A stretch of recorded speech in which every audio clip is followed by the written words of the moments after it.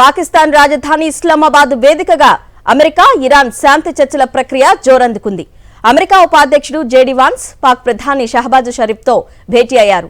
Iran డిమాండ్లు, cease fire కండిషన్లపై చర్చించారు. ఈ శాంతి చర్చలకు పాకిస్తాన్ అధ్యక్షత వహిస్తోంది. ఈ క్రమంలోనే ఇరాన్ ప్రతినిధి బృందం తొలుత షహబాజ్ షరీఫ్ ను కలిసింది. ఆ తర్వాత అమెరికా ఉపాధ్యక్షుడితో సమావేశమయ్యారు పాక్ ప్రధాని. అయితే ఈ శాంతి చర్చలపై ఇరాన్ అవిశ్వాసం వ్యక్తం చేయడం చర్చనీయాంశంగా మారింది. ఎలాంటి నమ్మకం లేకుండా అమెరికాతో చర్చలకు వచ్చామన్నారు ఇరాన్ విదేశాంగ శాఖ మంత్రి అబ్బాస్ అరాగ్జీ. మరోవైపు చర్చలకు ముందే ఇరాన్ డిమాండ్లకు అమెరికా అంగీకారం తెలిపిందన్న వార్తలను వైట్ హౌస్ వర్గాలు ఖండించాయి.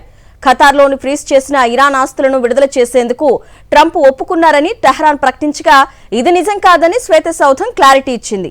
ఎలాంటి నిర్ణయం తీసుకోలేదని తెలిపింది. పాకిస్తాన్ రాజధాని ఇస్లామాబాద్ వేదికగా అమెరికా ఇరాన్ శాంతి చర్చల ప్రక్రియ జోరందుకుంది. మరిన్ని అప్డేట్స్ మా ప్రతినిధి వెంకటేష్ అందిస్తారు. వెంకటేష్,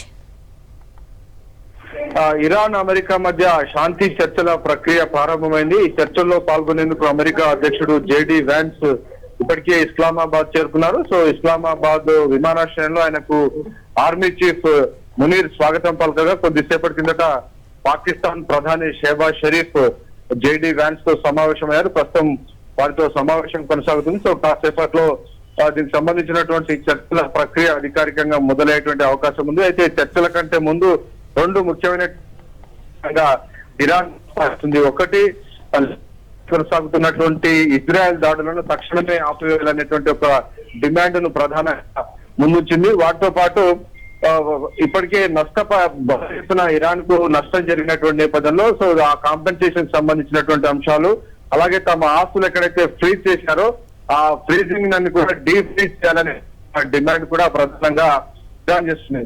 విదేశాలకు సంబంధించినటువంటి అనేక ఆస్తులన్నిటిని కూడా ఫ్రీజ్ చేసి అమెరికా.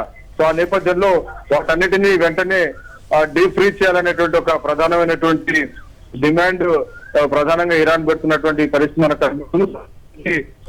ఈ నేపథ్యంలో ఈ డిమాండ్ల నేపథ్యంలో చర్చల ప్రక్రియ కొనసాగుతోంది. సో ఈ చర్చల ప్రక్రియ షరతులు కనుక ఒప్పుకుంటే ఆ ప్రక్రియను ప్రారంభించే దిశగా ఇరాన్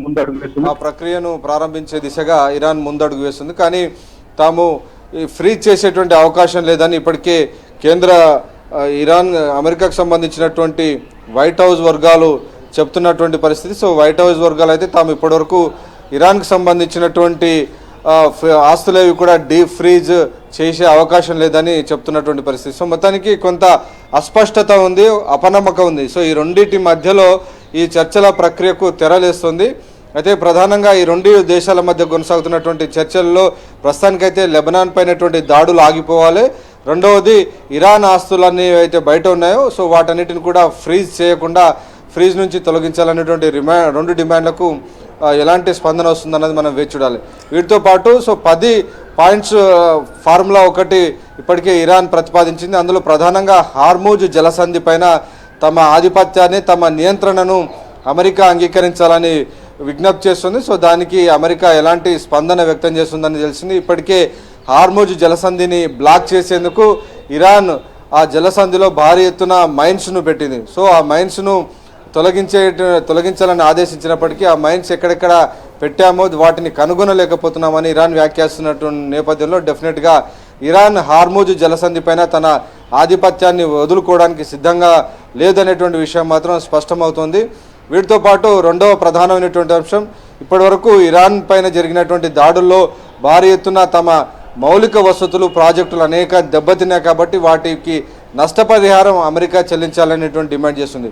వాటితో పాటు అణుశుద్ధి కార్యక్రమానికి సంబంధించి ఎలాంటి ఆంక్షలను IAEA విధించొద్దు. వాటితో పాటు భద్రతా మండలికి సంబంధించినటువంటి ఇరాన్కి వ్యతిరేకంగా చేసినటువంటి తీర్మానాలన్నింటిని కూడా రద్దు చేయాలనేటువంటి డిమాండ్ చేస్తుంది. సో ఇరాన్ పైన ఎలాంటి ఆంక్షలు విధించొద్దు అనేటువంటి ఒక ప్రధాన డిమాండ్ను ఇరాన్ ముందుకు తోస్తున్నటువంటి పరిస్థితి. సో మొత్తానికి ఇలా సిరీస్ ఆఫ్ డిమాండ్స్ ఇరాన్ పెడుతుంది. కానీ దీనికి ప్రధానంగా పీఠముడి పడేటువంటి అవకాశం ఉన్నది. హార్మూజ్ జలసంధి పైన నియంత్రణ కనుక ఇరాన్కి అప్పగిస్తే అది కంప్లీట్గా మిగిలినటువంటి గల్ఫ్ దేశాల ప్రయోజనాలకు ఆటంకిగా మారేటువంటి అవకాశం ఉంది. కాబట్టి ఆ ఆటంకంగా మారకుండా ఉండేందుకు అమెరికా ఎట్టి పరిస్థితుల్లో కూడా ఇరాన్ పై విధించేటువంటి ఈ షరతుకు లొంగొద్దు అనేది ప్రధానంగా గల్ఫ్ దేశాలు చేస్తున్నటువంటి డిమాండ్ నేపథ్యంలో సో అమెరికా ఎలా ముందుకు వెళ్తుందన్నది మనం చూడాలి. సో 2 వారాల సమయం ఇచ్చారు. సో ఈ 2 వారాల లోపల కనుక ఈ చర్చల ప్రక్రియ ఫలప్రదమై ఒక ముందడుగు పడితే డెఫినెట్గా ఈ కాల్పుల విరమణ అనేది శాశ్వతంగా ఉండేటువంటి అవకాశం ఉంది. లేదంటే ఈ చర్చలు కనుక విఫలమైతే మళ్ళీ తిరిగి దాడులు ప్రారంభిస్తామని ఇప్పటికే అమెరికా అధ్యక్షుడు డొనాల్డ్ ట్రంప్ ప్రకటించారు. అలాగే తమ చేతి వేలు కూడా ఇప్పటికే ట్రిగ్గర్ పైనే పెట్టి ఉన్నాం, తాము కూడా రెడీగా ఉన్నామని ఇరాన్ చెప్తున్నటువంటి పరిస్థితి. సో మొత్తానికి ప్రపంచ దేశాలన్నీ కూడా చాలా ఉత్కంఠ భరితంగా ఎదురు చూస్తున్నాయి. ఈ దేశాల్లో కొనసాగుతున్నటువంటి ఈ చర్చల ప్రక్రియ విజయవంతం అవుతే డెఫినెట్గా ప్రపంచ దేశాల్లో కూడా ఈ ఇంధనానికి వస్తున్నటువంటి కొరత ఇబ్బందులన్నీ కూడా అధిగమించేటువంటి అవకాశం ఉంది. కాబట్టి ఆ దిశగా అన్ని దేశాలు కూడా డెఫినెట్గా ఈ చర్చలన్నీ కూడా ఫలప్రదం కావాలనే దిశగా ఒత్తిడి తీసుకొస్తున్నటువంటి పరిస్థితి. సో ఆ నేపథ్యంలో లెబనాన్ పైన ఇజ్రాయెల్ దాడులన్నీ కూడా ఆపేయాలని అన్ని దేశాలు కూడా ఈరోజు ఇజ్రాయెల్ పైన ఒత్తిడి తీసుకొస్తున్నటువంటి నేపథ్యంలో అమెరికా అధ్యక్షుడు డొనాల్డ్ ట్రంప్ కూడా ఇజ్రాయెల్ ప్రధానికి ఫోన్ చేసి కాస్త శాంతించాలి, సంయమనం పాటించాలి, లెబనాన్ పైన దాడులు చేయకండి కొద్దిగా ఆపేటువంటి ప్రయత్నం చేస్తున్నటువంటి నేపథ్యంలో సో ఈ ప్రస్తుతానికి ఈ శాంతి చర్చల ప్రక్రియ ముందుకు వెళ్ళబోతుంది. కానీ ట్రంప్ మాత్రం ఒకటే చేస్తున్నారు, డెఫినెట్గా ఇరాన్ మాత్రం ఎట్టి పరిస్థితుల్లో కూడా అణ్వస్త్రాలను తయారు చేసేటువంటి కార్యక్రమాన్ని శాశ్వతంగా మూసివేసి తీరాల్సిందేనని చెప్పి ప్రధానంగా అమెరికా అధ్యక్షుడు డొనాల్డ్ ట్రంప్ చెప్తున్నారు. కాబట్టి ఈ అంశం పైన ముందుకు ఎలా కదులుతారు, ఎలా వెళ్తారు అన్నది చూడాల్సి ఉంది. సో మొత్తానికైతే ఒక గివ్ అండ్ టేక్లో కొంత పట్టువిడుపు ధోరణితో వెళ్తే తప్ప ఈ చర్చల ప్రక్రియ విజయవంతమైనటువంటి అవకాశం లేదు. సో ఆ దిశగా 2 దేశాలు ముందుకు వెళ్లేందుకు పాకిస్తాన్ మధ్యవర్తిత్వం వహిస్తుంది. సో పాకిస్తాన్లో ఉన్నటువంటి ఇస్లామాబాద్ వేదికగా ప్రస్తుతానికి చర్చల ప్రక్రియ కొనసాగుతోంది. సో ఈ చర్చల నేపథ్యంలో ఇస్లామాబాద్లో ఒక రకంగా పూర్తి లాక్డౌన్ ప్రకటించారు. సో ఎవరు కూడా రోడ్లపైకి రావద్దని చెప్పి ఇప్పటికే లాక్డౌన్ అక్కడ ఇస్లామాబాద్లో విధించినటువంటి పరిస్థితి. సో అనేక శక్తులు దీన్ని డిస్టర్బ్ చేసే అవకాశం ఉన్నటువంటి నేపథ్యంలో డెఫినెట్గా ఈ చర్చల ప్రక్రియకు ఎలాంటి ఆటంకం కలగకుండా ఉండే దిశగా ఈ మొత్తం ఇస్లామాబాద్లో లాక్డౌన్ విధించి కంప్లీట్ భద్రత మధ్య ప్రస్తుతానికి ఈ 2 దేశాలకు సంబంధించినటువంటి బృందాలకు వేదికగా వారికి ఆతిథ్యం పాకిస్తాన్ ఇస్తుంది. సో ఈ చర్చల ప్రక్రియను సజావుగా జరిపేందుకు ఒక మధ్యవర్తిత్వం పాకిస్తాన్ ప్రధానమంత్రి అలాగే ఇటు పాకిస్తాన్ ఆర్మీ చీఫ్ తమ మధ్యవర్తిత్వాన్ని కొనసాగిస్తున్నారు. సో ఈ చర్చల ప్రక్రియ ప్రారంభమైతే ఎలా ముందుకు వెళ్తుంది, ఏ అంశాలపైన పీఠముడి పడే అవకాశం ఉంది, సో రాబోయేటువంటి మళ్ళీ మనకు తెలిసేటువంటి అవకాశం ఉంది.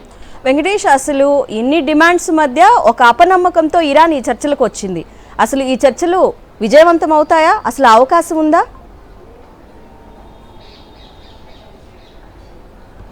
నిజానికి ఇరాన్ అమెరికా మధ్య దాదాపు నెల రోజులకు పైగా యుద్ధం కొనసాగింది. సో యుద్ధం కొనసాగుతున్నటువంటి నేపథ్యంలో ప్రపంచ దేశాలన్నింటి కూడా తీవ్రమైనటువంటి ఇంధన సంక్షోభం తలెత్తింది.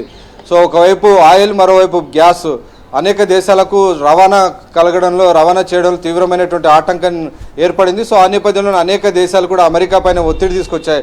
ఖచ్చితంగా కాల్పుల విరమణ చేసి ఒక వర్కబుల్ సొల్యూషన్ తీసుకురావాలని అమెరికా అధ్యక్షుడిని కోరాయి. సో ఆ నేపథ్యంలోనే అమెరికా ఒక అడుగు ముందుకేసి తాము కాల్పుల విరమణకు అంగీకరిస్తున్నట్టుగా డొనాల్డ్ ట్రంప్ ప్రకటించారు. సో ఆ నేపథ్యంలోనే ఈ చర్చల ప్రక్రియకు తెరలేచింది. కాబట్టి ప్రస్తుతం కొనసాగుతున్నటువంటి మొదలైనటువంటి శాంతి చర్చల ప్రక్రియ విజయవంతం కావడం అనేది ఇటు అమెరికాకు ముఖ్యమే, అలాగే ఇరాన్కు, అలాగే ప్రపంచ దేశాలన్నిటి కూడా చాలా ముఖ్యం. లేదంటే అన్ని దేశాలకు సంబంధించినటువంటి ఆర్థిక పరిస్థితులన్నీ కూడా దెబ్బతినేటువంటి అవకాశం ఉంది. ఇప్పటికే మనం చూసాం ఇటు భారత్ పైన కూడా ఇంధన సంక్షోభం ప్రభావం పడింది, ఎల్పిజి గ్యాస్ కొరత ఏర్పడుతున్నటువంటి పరిస్థితి మనం చూసాం.